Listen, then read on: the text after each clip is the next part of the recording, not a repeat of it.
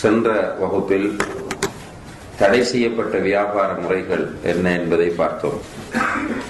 முதலாவதாக வெள்ளிக்கிழமை இரண்டாவது அதானுக்கு பிறகு விற்பதும் வாங்குவதும் கூடாது என்பதை விரிவாக பார்த்தோம். அதில் இரண்டாவது அதான் என்பது நடைமுறையில் உள்ள அமைப்பை வைத்து நாம் குறிப்பிடக்கூடியது. இரண்டாவது தடை செய்யப்பட்ட வியாபாரம் ஒரு பொருளை அல்லாஹ்வுக்கு மாறு செய்கின்ற விஷயத்தில் அதை பயன்படுத்துகிறவருக்கு விற்பது.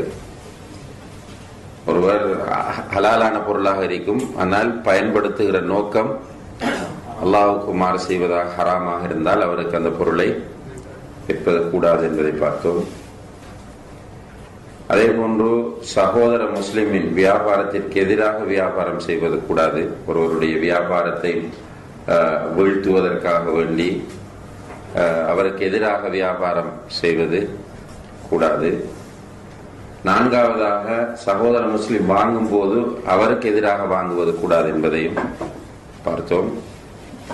ஐந்தாவதாக ஈனா என்ற வியாபாரம் கூடாது என்று பார்த்தோம். ஈனா என்றால் என்ன? யாராவது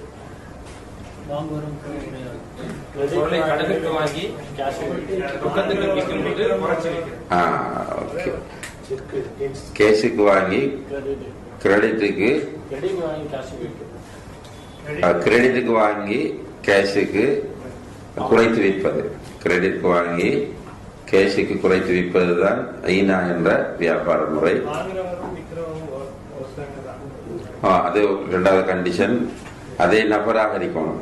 அந்த விற்றவரும் திரும்ப வாங்கக்கூடியவரும் ஒரே நபராக இருப்பது. கிரெடிட்டுக்கு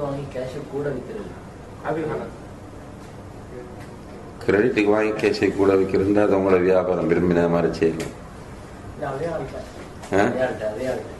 அதான் கூடாது. மெயினா கிரெடிட்டுக்கு வாங்கி செக்கை கொடுத்துட்டோ அல்லது வேற ஒரு முறையிலோ கிரெடிட்டுக்கு வாங்கி அதே நபரிடம் கேஷுக்கு குறைந்த விலையில் விற்பது. கூடிய விலைக்கு விற்கிறது கேட்குறீங்களா? அது கூடும். கூடிய விலைக்கு விற்பதாக இருந்தால் அதுல தடை இல்லை. தடை வந்திருப்பது குறைந்த, அதுல பாதிப்பு இருக்கிறது. கூடுதல் விலைக்கு சில நேரத்தில் இந்த மார்க்கெட் கூடிடும். அது வியாபாரம் அல்லாஹ் அனுமதித்த வியாபாரத்திற்குள் வரும். ஆறாவது பொருளை தன் வசப்படுத்த முன் அதனை விற்றல் தொடர்பாக விரிவாக பார்த்தோம். அதில் நம்ம கடைசியாக ஏகோபித்த நிலையில் உள்ளது என்ன பொருள்? உணவுப் பொருட்கள் மட்டும்தான். மற்றத்தில் கருத்து வேறுபாடு இருக்கின்றத பார்த்தோம். ஏழாவது பழம் உரிய நிலையை அடைய முன் விற்றல். அதாவது ஒழுங்கா பழம்